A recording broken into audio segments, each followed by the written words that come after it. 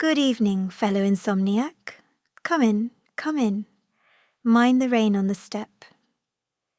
It's been coming down since dusk, soft and steady, the kind that turns the meadow path to silver.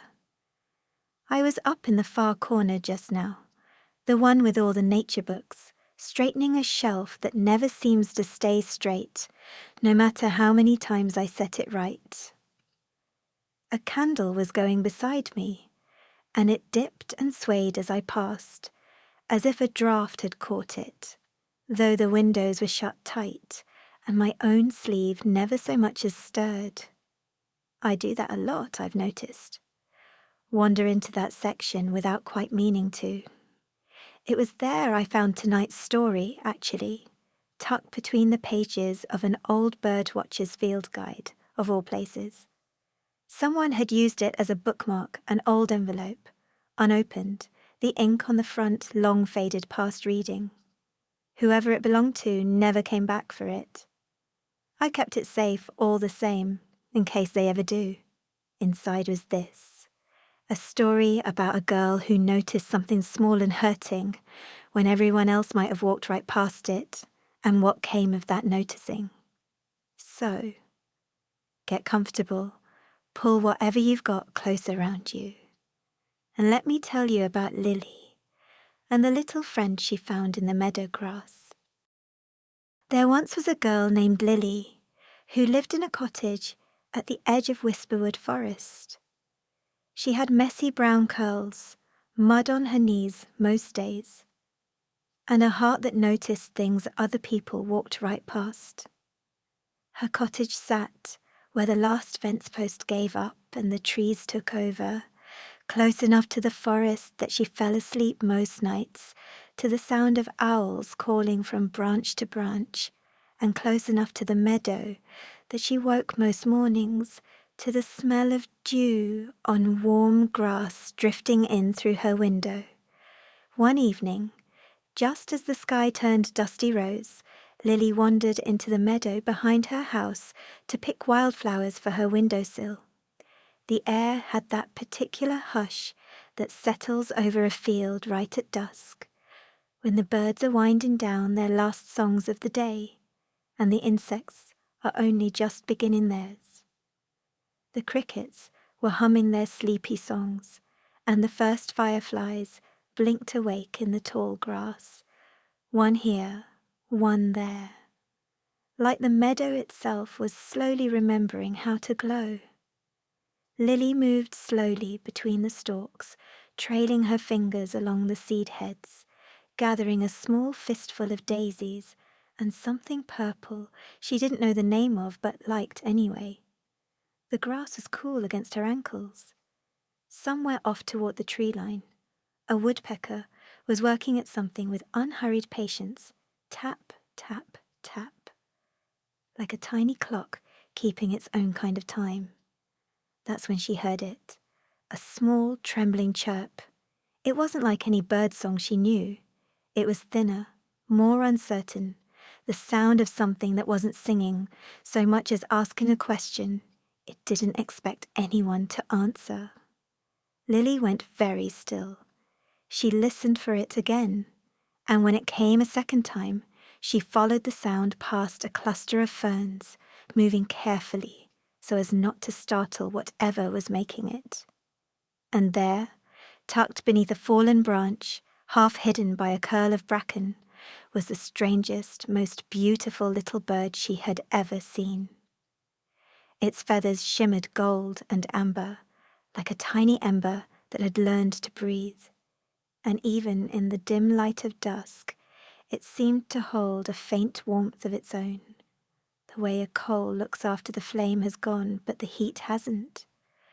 One of its wings was bent at an odd angle, tucked wrong against its side, and it shivered as it looked up at her with round, glassy eyes. "Oh," Lily whispered, "you're hurt." She knelt down slowly in the grass, the way you'd approach anything small and frightened, and let it see her hands before she used them, palms open, fingers loose. The little bird watched her for a long moment, its chest fluttering with each too quick breath. And then, as if deciding something, some small private calculation only it could make, it stopped trembling. It didn't relax, not exactly, but it stopped bracing. She didn't know it yet, but this was no ordinary bird. It was a baby phoenix, blown from its nest high in the mountains by a sudden storm, carried farther from home than any creature so small should ever have to travel, tumbled through wind and rain until it landed here, in a stranger's meadow, with a broken wing and no way to call anyone who might know how to find it. Lily scooped the little creature up as gently as she could, cradling it against her sweater with both hands. It was warm, warmer than any bird should be, like holding a cup of cocoa, wrapped in feathers. She could feel its heartbeat, quick and light, tapping against her palms, and slowly, as she held it close and kept her voice low and even, she felt that frantic little rhythm begin to settle, matching itself bit by bit against the steadier beat of her own. "Don't worry," she said softly. "I'll take care of you." She carried the phoenix chick home through the last of the fading light, cupping her hands around it the whole way, as though she were carrying a candle she didn't want the wind to find. The meadow grass brushed cool against her legs as she walked, and overhead the first stars were beginning to prick through the darkening blue. But she didn't stop to look at them the way she usually did. She kept her eyes on the small golden shape curled in her hands and walked a little faster than usual, all the way to her own front door. Once inside, she set the bird down on the kitchen table, just long enough to fetch what she needed, then made it a cozy nest from an old wicker basket, lined with her softest scarf, the blue one, with the frayed edges that she never wore anymore but had never wanted to throw away either. She set the basket by the hearth, where the fire's warmth could reach it, close enough to feel the heat, but not so close as to feel crowded by it. She fed it warm berries mashed with honey, a little at a time, from the tip of her finger, waiting patiently between each small offering for the bird to decide it was ready for the next. She hummed the same lullaby her mother used to sing to her, low and unhurried, the words mostly forgotten now, but the melody still there, worn smooth from years of humming, until the small bird's eyes began to droop and its head tipped gently to one side. Every night after that, she checked on it before bed, tucking the scarf a little closer around its wing, listening for a moment to make sure its breathing had settled into something slow and even. And every morning, before she'd even opened her eyes all the way, it chirped a happy greeting from its basket by the cold hearth, as if it had been waiting all night just for the chance to say good morning. Slowly, over the days that followed, the phoenix healed. Its wings straightened, day by day, a little more each morning than the night before, until it no longer favored one side when it shuffled around its basket. Its feathers grew brighter too, the dull amber sharpening into something closer to true gold, glowing faintly like sunset embers caught and kept in a jar. Lily named it Ember, because it reminded her of the last warm light of a campfire, the kind that stays glowing long after everyone else has gone quiet and gone to bed, still holding its heat for anyone who might need it later. As the weeks passed, Ember grew from a wobbly, uncertain chick into a bright, curious young phoenix, though it never grew larger than a barn owl, small enough still to ride comfortably on Lily's shoulder. It followed her everywhere. It perched on her shoulder while she did her chores, tilting its head at whatever she was doing, as though it might like to help, watching with great interest while she swept the porch or hung the washing on the line. It glided in slow, lazy loops above her head whenever she walked to the meadow, dipping low over the grass and rising again, circling back down to land on her wrist, the moment she held out her arm, as sure of the landing as if they'd practiced it 1,000 times, which by then they nearly had. They became the best of friends, the kind that don't need explaining to anyone who sees them together, the kind where a glance says as much as a whole conversation. Ember could do something wonderful too. Whenever Lily felt sad or scared, the little phoenix would glow a soft, warm gold, like a tiny lantern held close against the dark, and the fear would melt quietly away, the way frost melts off a window once the sun finds it. And whenever Ember felt tired or unsettled by some private bird worry Lily couldn't quite guess at, she would hold it close against her chest, and her own steady heartbeat seemed to soothe it right back to calm, the same way its warmth had once soothed her. They had learned, without either of them deciding to, how to take care of each other. It wasn't a lesson either of them could have explained.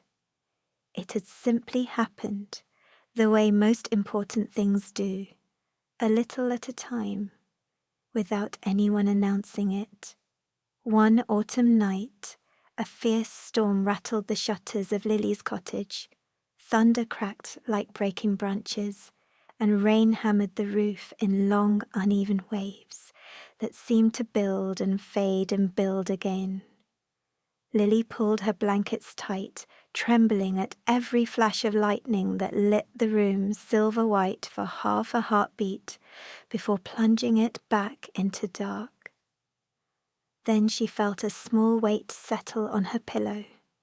Ember had flown to her, glowing warm and golden in the dark, its light steady and unhurried, even as the storm rattled the glass and the wind pressed against the walls outside. It nestled against her cheek, and its gentle warmth spread through the room like a hug that had learned to stay put, that had learned it didn't need to let go just because the danger seemed loud.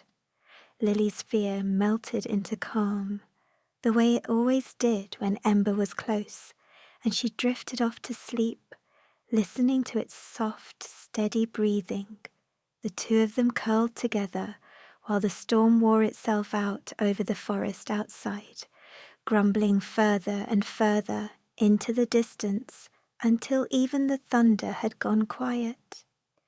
From that night on, they understood something important about each other, something that didn't need to be said aloud to be true. Lily had saved Ember when it was small and frightened, carried it home through the dark, and given it warmth when it had none of its own. And now Ember would always be there to return the favor, glowing bright through every storm that found its way to her window, every single time, without fail. Years passed, the way they always do, quietly and all at once. Lily grew taller. Her curls stayed just as messy, no matter how many times she tried to tame them, and Ember's feathers grew even more brilliant, shimmering like captured sunrise whenever it stretched its wings in the morning light on the windowsill. But their bond never changed, not one bit.